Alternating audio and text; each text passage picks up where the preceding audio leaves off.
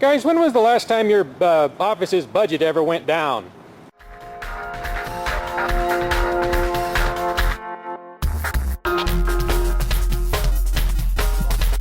This Ridley-O sponsored by Convention.info. It's a keen convention, you'll have to go.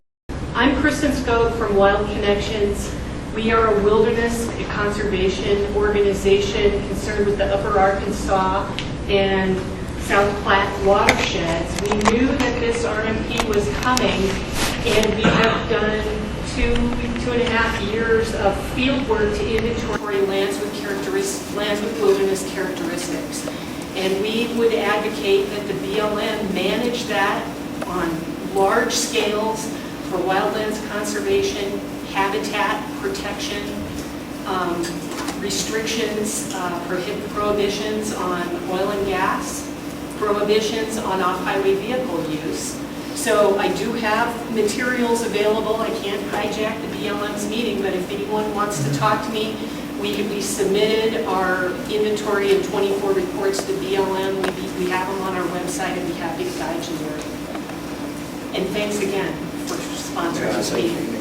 Thank all you guys for showing up. We get paid for doing this, and we're very conscientious of the fact that you guys are spending your time to come out here and visiting us and let us know about what we should be looking at this plan. So thank you guys for showing up.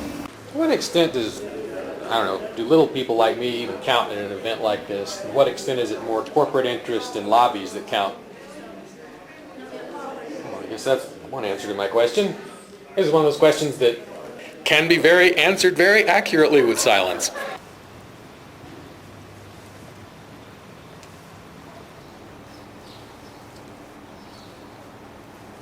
Now, to what extent do little people like me count in events like this? Or will it be corporate interests and you guys that make all the decisions? And environmental lobbies?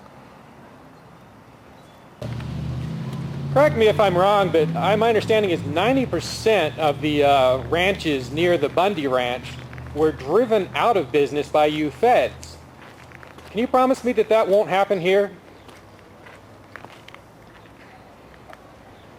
To what extent does an event like this even matter? Ultimately, won't you feds and corporate interests and lobbies make all the decisions? How much exactly do you get paid to walk past me and say Jack spit?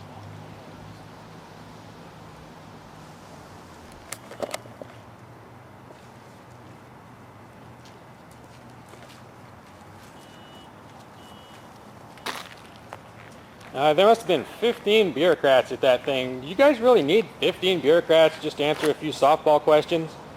Depends on how many people attend. Oh, you're actually answering. I didn't expect you to. I'm so used to being just walked past. All right, thank you. You take care.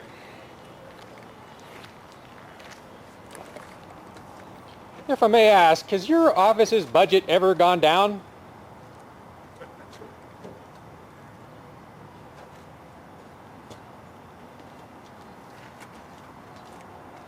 How much do you get paid to wander around and refuse to answer questions from reporters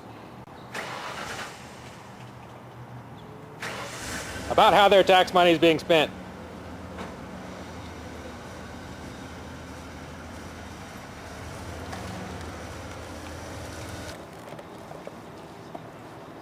Guys, when was the last time your office's budget ever went down?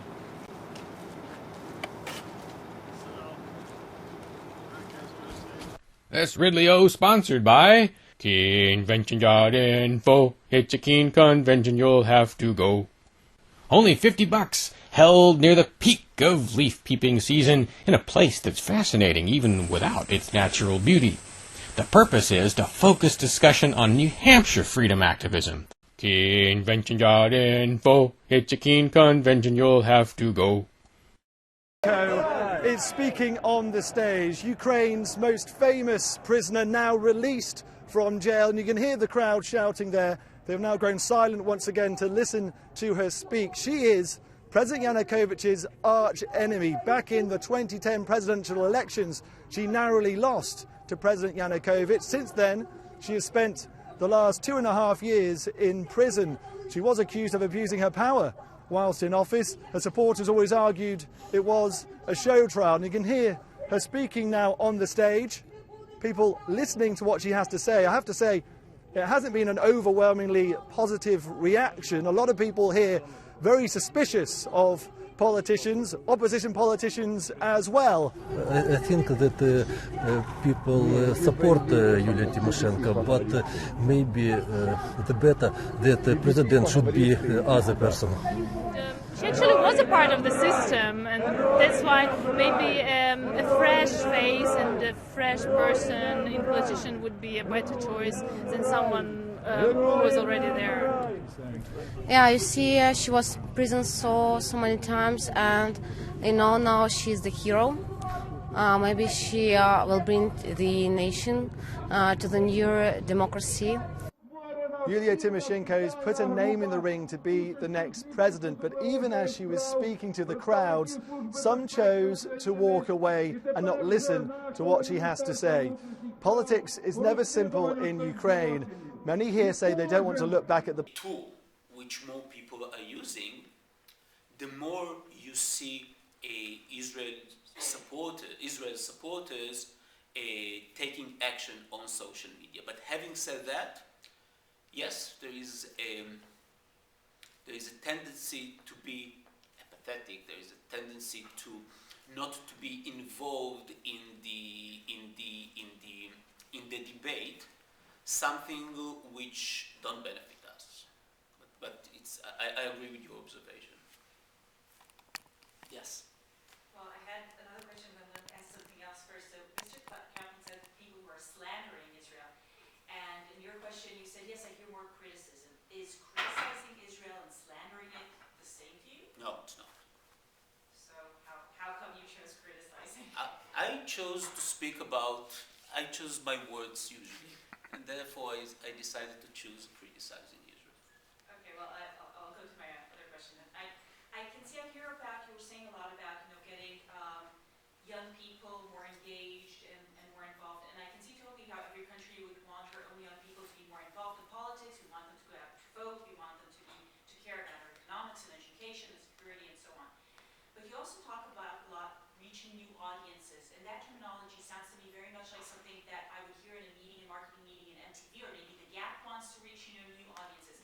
And when I imagine, maybe I don't know anything, but I can't imagine Sweden bothering itself by reaching new audiences outside of Sweden. Why is Israel so bothered about that?